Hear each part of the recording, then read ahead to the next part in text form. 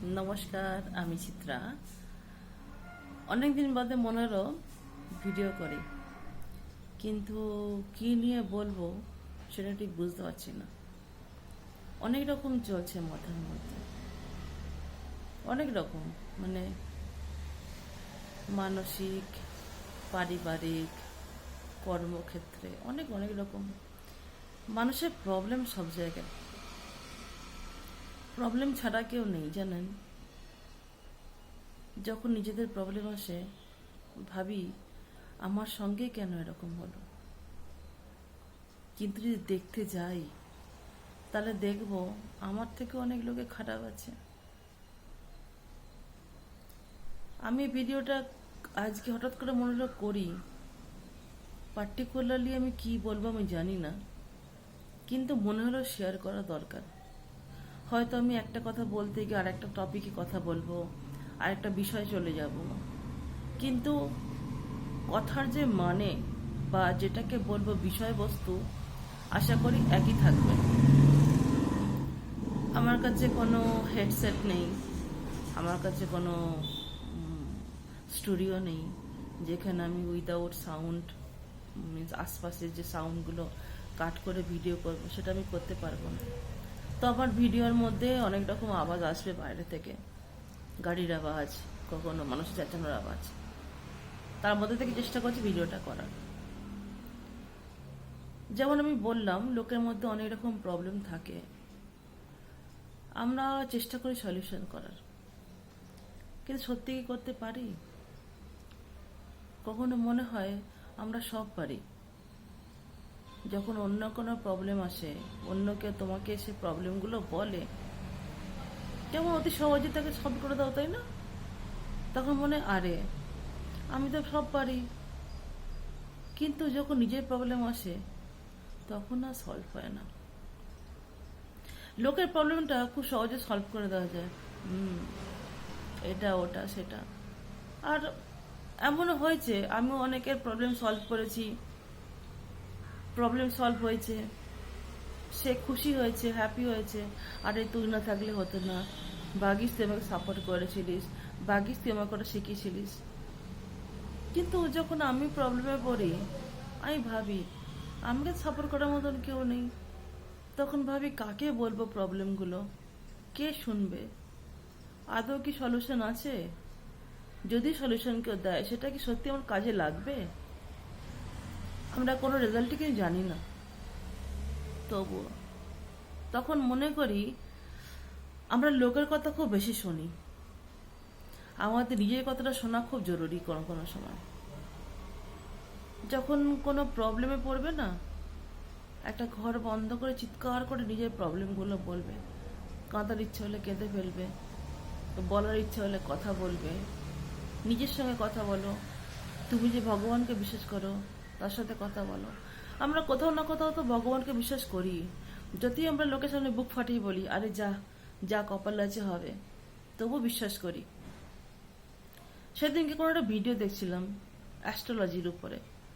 Astrologer বলছে অনেকে বিশ্বাস করে না অ্যাস্ট্রোলজি বা তোমার হরোস্কোপ, কিন্তু এটার নাকি অনেক মায়নে আছে, অনেক মাহাত্ম আছে এটার নাকি। যেই সময় তুমি জন্মগ্রহণ করেছো বা আগামী প্রজন্ম জন্মগ্রহণ করতে চলেছে, তার একটা স্থিতি হয়, মানে চন্দ্র, সূর্য, গ্রহ, আদার্স নক্ষত্র কোন দিশায় আছে, কোন আহ, কোন ঘরেতে আছে, সবগুলো ডিসাইড করে তোমার ভাগ্য নাকি। তো অ্যাস্ট্রোলজি তোমাকে বলে তোমার ভাগ্যে কি আছে।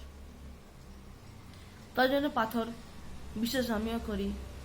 আমি যখন কলেজে পড়তাম তখন আমি যখন রেজাল্ট খারাপ হয়, আমাকে একই ক্লাসে আবার দুবার করে পড়তে হয়, আমি ভেবেছিলাম পড়াশোনা ছেড়ে দেবো। আমার বাবা আমাকে একজনের কাছে নিয়ে যান, উনি হচ্ছেন অ্যাস্ট্রোলজার, বাবারই ছোটবেলাকার বন্ধু, চেনাশোনা। উনি আমাকে না দেখি আমি জাস্ট পাটা রাখবো ঘরের ভিতরে, উনি আমাকে বলে দিলেন তুই ভাবছিস তো পড়াশোনা ছেড়ে দিবি, ওটাই কিন্তু সমস্ত কিছু নয়। বলে উনি আমাকে কটা পাথর দিয়েছিলেন, গমের চুনি, পান্না। তারপরে ইন ফিউচারে উনি আমাকে ইয়েও দিয়েছিলেন, কি বলে, নীলা। কাজ হয়েছিল। মানে এই যে আমরা যে কালারগুলো পরি, কালারের এফেক্ট আছে বডিতে। বলে না সোমবার দিনকে এই কালার, মঙ্গলবার দিনকে এই কালার, শনিবার দিনকে কখনোই ব্ল্যাক পরতে নেই, কালো কাপড় পরতে নেই, তাহলে নাকি শনির প্রকোপ বেশি করে পড়ে। আমি বিশ্বাস করি, কিন্তু মাঝে একবার এমন হয়েছিল আমার লাইফে, আমি সমস্ত পাথর খুলে দিয়েছিলাম।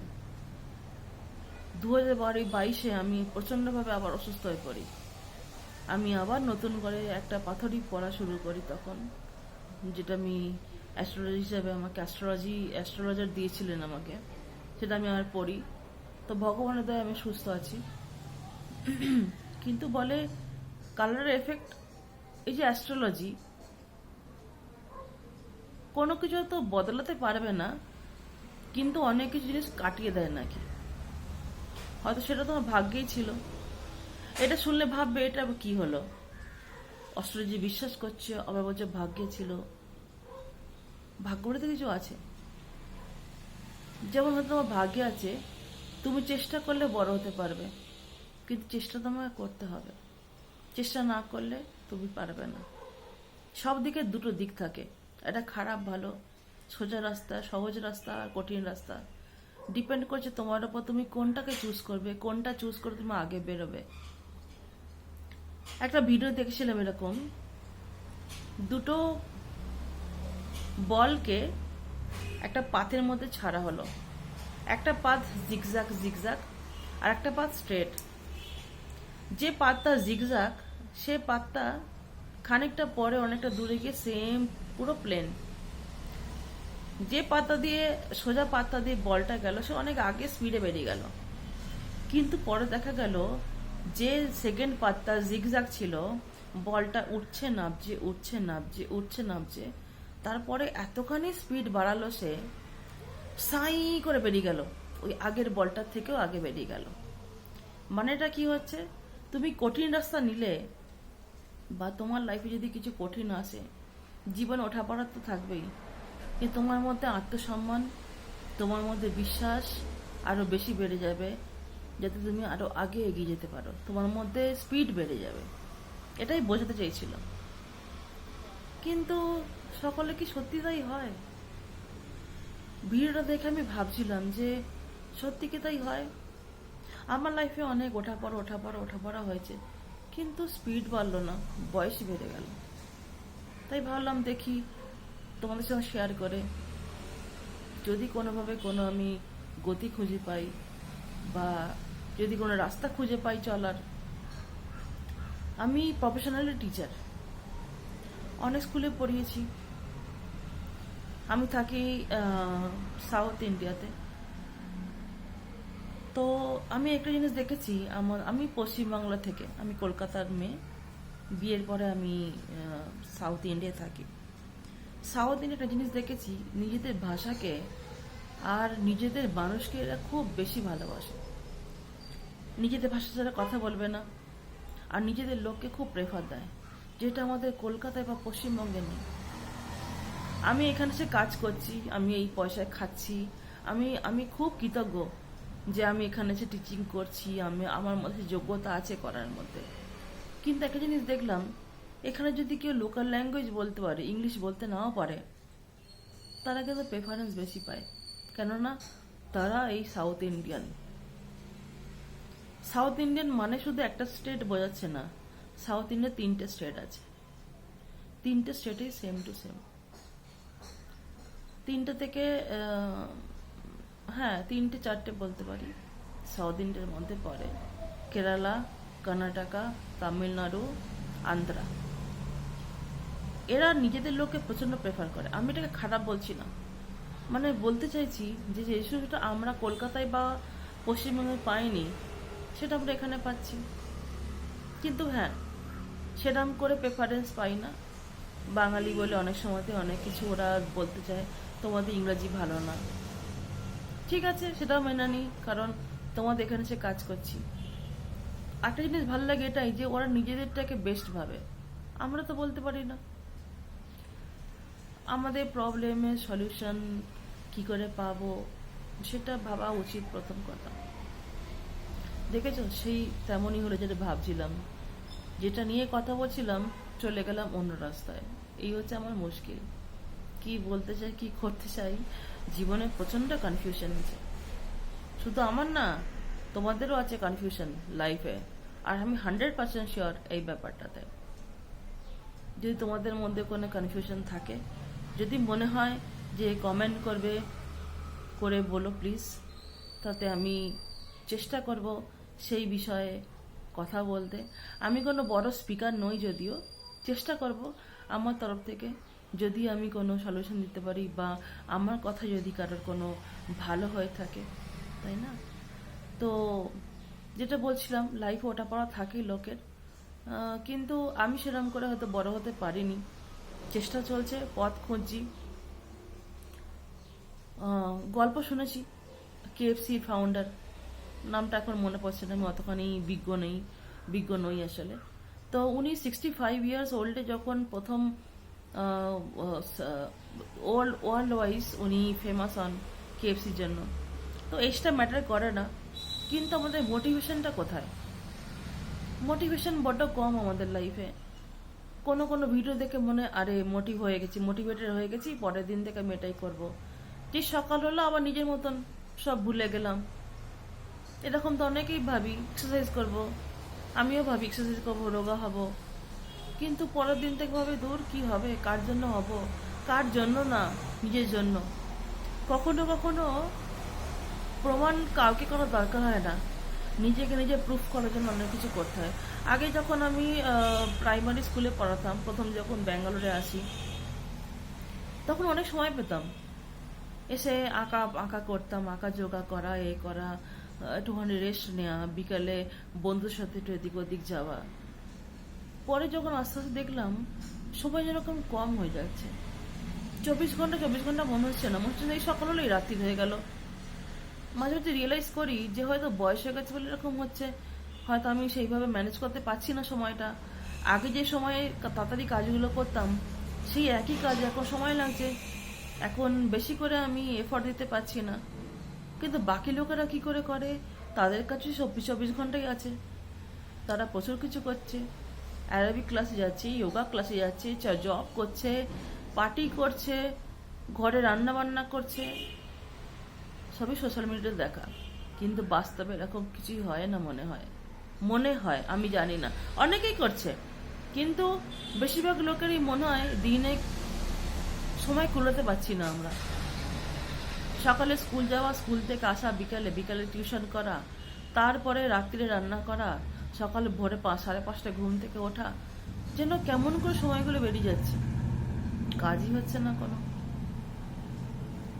সেদিনকে একটা ভিডিও দেখছিলাম, অনেক রকম ভিডিও এখন আসে, যখনই ইউটিউব খুলবে, যখনই ফেসবুক খুলবে বা ইনস্টাগ্রাম খুলবে, অনেক রকম মোটিভেশন ভিডিও আছে। মোটিভেট হওয়া যায়, কিন্তু ওই খানিকক্ষণের জন্য। কিন্তু একটা জিনিস আমি নিজে করে ফল পেয়েছি, যেটা ভিডিও দেখেছিলাম, যেখানে একজন ভদ্রলোক বলছেন, যখন মন খারাপ হবে দরজা বন্ধ করে তোমার যে গান শুনতে পছন্দ হয়, নাচ বা কিছু একটা জোরে লাউডে চালিয়ে দিয়ে খুব নাচো। যখন ক্লান্ত হয়ে যাবে শুয়ে পড়বে, খানিকক্ষণ রেস্ট নেবে, দেখবে তুমি বহুত ফ্রেশ হয়ে গেছো। আমি করে দেখেছি একবার দুবার। আমি যখন নিজের মতন করে নাচি, হ্যাঁ আমি ডান্সার নই, আমি সিঙ্গার নই, আমি কোনো বড় আর্টিস্ট নই, কিন্তু নিজের জন্য যেটা করি সেটা হচ্ছে যখন ইচ্ছে তখন ভিডিও বানাই, যখন ইচ্ছে তখন নাচি, যখন ইচ্ছে তখন গান গাই, তখন সত্যি ভালো লাগে আমার। এটা সকলের করা উচিত। এখানে কোনো বয়সের বাঁধন নেই যে ও বাচ্চা ওকে মানায়, তুমি বুড়ি তোমাকে মানায় না, এরকম কোনো জায়গায় কিচ্ছু লেখা নেই, কোনো কিছুর কোনো লিমিট নেই। বলে না sky is limit, sky has no limit. যদি স্কাই হ্যাজ লিমিট, যদি স্কাইয়ের কোনো লিমিট থাকতো, তাহলে কি স্বর্গ বলে কিছু থাকতো, নাকি প্লেন এত উপরে উঠতে পারতো? লিমিট নেই বলেই সবকিছু হয়। তুমি যদি ভাবো 24 ঘন্টাকে বেশি বাড়াতে পারবে, না 24 ঘন্টাকে 48 ঘন্টা তো বানাতে পারবে না একদিনটাকে, কিন্তু হ্যাঁ চাইলে অনেক কিছু করা যায়, সম্ভব, হয়তো সম্ভব। আমি করতে পারিনি, তোমরা করো অবশ্যই, আমি চেষ্টা করি করার, এখন যেমন আজকে স্কুল ছুটি, সকাল থেকে ভাবছি ভিডিও বানাবো, কিন্তু এখন 4:30 বেজে গেছে, এখন বসে আমি ভিডিও বানাচ্ছি। 6টা থেকে টিউশন পড়তে আসবে। ভাবলাম ঠিক আছে, একটু সাজুগুজু করে বসি ক্যামেরার সামনে, যদি আমার জন্য কারোর একটু ভালো হয়, ক্ষতি কি, তাই না? সো সেরাম করি আর কি। আজকে বসেছি তোমাদের সাথে কথা বলতে। ভালো লাগলে অবশ্যই কমেন্ট করো, সাবস্ক্রাইব করো। আমি রেগুলার তো আসতে পারি না, আমার অনেক পুরনো চ্যানেল, খুব পুরনো না হলেও হবে, 5 বছর তো পুরনো হবেই এই চ্যানেলগুলো, কিন্তু সাবস্ক্রাইব তেমন করে হয় না, কারণ আমি আসি না, আমার দোষ। লোককে দেখে হিংসা করে লাভ নেই ভাই, কারণ তারা করতে পারছে, তারা হয়তো কন্টেন্ট ভালো আনছে, করছে, তারা সাবস্ক্রাইব পাচ্ছে, কমেন্ট পাচ্ছে, লাইক পাচ্ছে। আমি যদি না করি আমাকে কে দেবে? এটাও তো ঠিক, আমাকে তো ভাবতে হবে। যখন বলি কিছু লাইফে কিছু করতে পারলাম না, আমার বোন বলে সবসময় উঁচু দিকে তাকাস কেন, নিচের দিকে তাকাস না। নিচে মানে নিচের দিকে তাকার মানে যে তোর থেকে খারাপ কেউ আছে, তুই তো তার চাকরি করছিস, টিউশন করছিস, তুই তোর মতন ঘুরতে যাচ্ছিস, ভালো আছিস, নিজের ইচ্ছে মতন ঘুমাচ্ছিস, নিজের ইচ্ছে মতন খাচ্ছিস, যারা দেখতো কিছুই পায় না। ঠিক আছে, মেনে নিলাম, কিন্তু সবসময় নিচের দিকেই তো আমি তাকাবো। নিজে তাকাবো যদি কাউকে আমি হেল্প করতে পারি, কিন্তু স্বপ্ন থাকতেই হবে। স্বপ্ন কি সব সত্যি হয়? একটা সিরিজ দেখছিলাম নেটফ্লিক্সে, কোটা ফ্যাক্টরি। অনেক কিছু দেখি এরকম। কোটা ফ্যাক্টরি সিজন 1, 2, 3 সবটাই পুরো দেখে কালকে শেষ করেছি। যে মেন ক্যারেক্টার বৈভব, মেন ক্যারেক্টার বলবো না, অনেকগুলো ক্যারেক্টার ছিল। জিতু ভাই, যে টিচার, জিতু ভাই পড়াবে, জিতু ভাই, জিতু স্যার, যেটাই ও জিতু ভাই বলেই ও সম্বোধনা করছিল ইয়েতে, মানে উনি জিতু ভাই বলেই সবার কাছে পরিচিত, স্টুডেন্টদের কাছে। স্টুডেন্টের মধ্যে বৈভব, উদয় ছিল, তারপরে আয়োজন ছিল, নামটা ভুলে যাচ্ছি ছেলেটা, তারপরে ওদের গার্লফ্রেন্ড ছিল। সো দেখাচ্ছে যে কোটা ফ্যাক্টরি রাজস্থানের একটা সিটি, সেখানে মানে ইঞ্জিনিয়ার ছাপা হচ্ছে, যে এক্সামের জন্য তৈরি করা হচ্ছে। তো বৈভবের পার্টটা খুব ভালো, আমি লাস্ট পর্যন্ত এই জন্য দেখছিলাম হয়তো বৈভবের ফটোটা ফার্স্ট 1 নাম্বার র্যাঙ্কের জন্য আসবে প্রথমে, আর জিতু ভাই আর খুব নাম হবে, কিন্তু লাস্টে এমন কিছু হলো না। এটাই বাস্তব। দেখালো জিতু ভাইয়া কোনো কিছু ভালোর জন্য নিজের গড়া ইনস্টিটিউট ছেড়ে চলে যাচ্ছে, আর বৈভব এত খাটার পরেও যেইতে চান্স পেল না ফার্স্টবারে। জিতু ভাইয়া গিয়ে ওকে বোঝালো, জিতু ভাইয়ারও যাওয়ার সময় হয়ে গেল কোটা ছেড়ে, আর বৈভব আবার রিপিট ব্যাচ নিল, যাতে পরের বছর আবার ক্র্যাক করতে পারে JEE। সো কম্পিটিশন সব জায়গায় আছে, আমরা ছোট থেকে কম্পিটিশন করছি।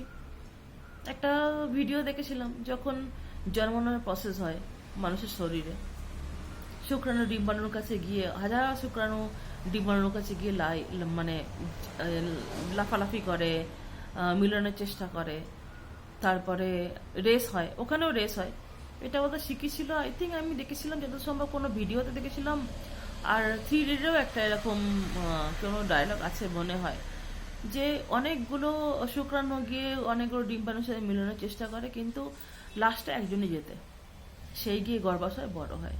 তো আমাদের জন্মানোর থেকেই শুরু হয়ে গেছে কম্পিটিশন।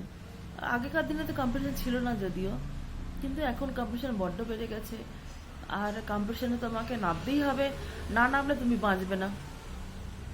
যেমন আমার লাইফেও অনেক কম্পিটিশন চলছে, এখনো চলছে, কারোর সঙ্গে নিজের সাথে চলছে। কোনো চাকরি চলে গেলে নতুন চাকরি খোঁজো, তার ইন্টারভিউ দাও, অনেক অনেক কিছু চলে লাইফের, মানুষের লাইফে। তো এইসব শুনে থেমে গেলে তো চলবে না, তাই না? লড়তে তো হবেই। শিক্ষাগত যোগ্যতা আছে, পাওয়ার আছে, ক্ষমতা আছে, তোমার যদি মনে হয় হ্যাঁ তুমি যোগ্য, তোমার মধ্যে আত্মবিশ্বাস আছে, তুমি অবশ্যই পাবে। একটা কেন 10টা চাকরি পাবে। কিন্তু মেন হচ্ছে কি, আমাদের ইন্ডিয়াতে, ভারতবর্ষে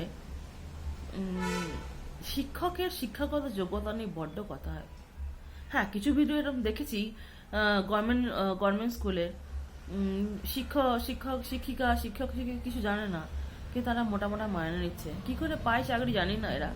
কিন্তু আমাদের শিক্ষাগত যোগ্যতা থাকতেও অনেক সময় আমাদের অনেক রকম প্রশ্নের মুখোমুখি হতে হয়। প্রথম কথা, প্রাইভেট জব যেখানে কোনো সিকিউরিটি নেই জবের, আজকে আছি কালকে যে বলতেই পারে ছেড়ে দেবার। ওরা যখন তোমাকে অ্যাপয়েন্ট করবে অনেক টার্ম এবং কন্ডিশন থাকে, সেখানে তুমি সাইন করছো না পড়েই, পড়ার সময় হয় না, কারণ এত কন্ডিশন থাকে। আর যাহাই হবে, তুমি যদি টিকে গেলে তো ঠিক আছে, 2-3 বছর কি তার বেশি। আর যদি না, তোমাকে যখন তখন বলতে হবে ছেড়ে দাও বলে, কারণ ওখানে কন্ডিশন থাকে, একটা কন্ডিশন থাকে যে তোমাকে যখন তখন এরা ছাড়তে বলতেই পারে, সেখানে কোনো নোটিশ দেবে না। কি তুমি যদি ছাড়তে যাও, আগে থেকে তোমাকে 2 মাস কি 3 মাস আগে নোটিশ দিতে হবে যে তুমি ছাড়তে চাও তোমার জবটা। তো এই আমাদের শিক্ষাগত শিক্ষানীতি, শিক্ষা ব্যবস্থা, তো এটাই বলতে চাইছি যে থেমে থাকলে চলবে না, কিছু না কিছু করতেই হবে লাইফে। তো চলছে, করছি। আহ, আমি যখন প্রিভিয়াস স্কুলে চাকরি করতাম, ডিসেম্বর মান্থে জিজ্ঞেস করে তুমি কন্টিনিউ করবে কিনা, সব স্কুলে জিজ্ঞেস করে, এই স্কুলে জিজ্ঞেস করেছিল। আমি বলছিলাম হ্যাঁ কন্টিনিউ করবো, কারণ স্কুলটা ভালোই ছিল, প্রাইভেট স্কুল ছিল, কিন্তু ভালো ছিল স্কুলটার, নাম করা নর্থ ব্যাঙ্গালোরে ভালো স্কুল। কিন্তু রিসেন্টলি তারপরেই আমাকে হঠাৎ করেই আমাকে বলে তোমাকে ছাড়তে হবে, আমরা এই পজিশনটা রাখছি না, ওরা অনেক কিছু। আমি সেখানে তো তর্ক বিতর্ক করতে পারি না, আমি অন্য জব খুঁজতে শুরু করলাম। আমার যোগ্যতা থাকা সত্ত্বেও, এক্সপিরিয়েন্স থাকা সত্ত্বেও আমাকে অনেকগুলো স্কুলে আমি ইন্টারভিউ দিই, মোটামুটি 15-20টা স্কুলে। আমি বেশি দূরে যেতে চাইছি না, 10 কিলোমিটারের মধ্যে। কিছুতেই পেলাম না, 2 মাস চলে গেল। আমার নর্থ ইন্ডিয়াতে যাওয়ার প্রোগ্রাম ছিল, সেই প্রোগ্রাম করে এলাম, তারপরেও পাচ্ছি না। ভগবানকে জানিয়ে এলাম, কেন আমি প্রথমেই বলেছি ভগবান আমরা বিশ্বাস করি, আমরা যতই বলি মনে বিশ্বাস করি না, কিন্তু কোথাও না কোথাও বিশ্বাস তো করি আমরা ভগবানে। যদি আমরা হাওয়াকে বিশ্বাস করি, নিঃশ্বাসকে বিশ্বাস করি, যে অক্সিজেন আছে দেখতে না পেলেও, ভগবানকে বিশ্বাস করতেই হয় আমাদের। কোথাও না কোথাও আমাদের চারিদিকে কোথাও না কোথাও কোনো শক্তি তো আছেই, না তো যখন তুমি বিপদে পড়ো কেউ না কেউ তো আসেই তোমাকে সাহায্য করতে, তাই না? তো এটা বুঝতেই হবে যে এটা ভগবানেরই কোনো একটা হেল্প তোমার, তো মানে তার তরফ থেকে তোমার তোমার জন্য। তুমি যখনই বিপদে পড়বে, তুমি এক মুহূর্তে, মানে তুমি একদম ভেঙে যাওয়ার আগেই তোমাকে কোনো না কোনো সাপোর্ট দেয়। এমন বলছি না যে কেউ ভেঙে পড়ে না, ভেঙে অনেকেই পড়ে, আমিও ভেঙে পড়ি খুব সহজে। আমি ভাবি আমার সাথে কেন হয়, আমি ঠাকুরের উপর খুব রাগ করি, ভগবানকে খুব দোষ দিই, তুমি আমার ভালো দিতে চাও না, এই শিখানাতে না। তারপর আবার যখন হবে ঠিক হয়, আমি তখন ভালোবাসি, তোমার জন্য এটা হয়েছে। তো আমাদের সবসময় না কৃতজ্ঞ থাকতে হবে ভগবানের কাছে, আমাদের নেচারের কাছে, প্রকৃতির কাছে, যে যে দিনটা পাচ্ছি তোমার জন্যই পাচ্ছি। আমি জানি না আমি কালকে ঘুম থেকে উঠবো কিনা, এটাও একটা বড় প্রশ্ন। তো সেই জন্য আমাদের সবসময় প্রেয়ার করতে হয় ভগবানকে। আমরা সবসময় যখনই হাতে আগরবাতি নিয়ে ধূপ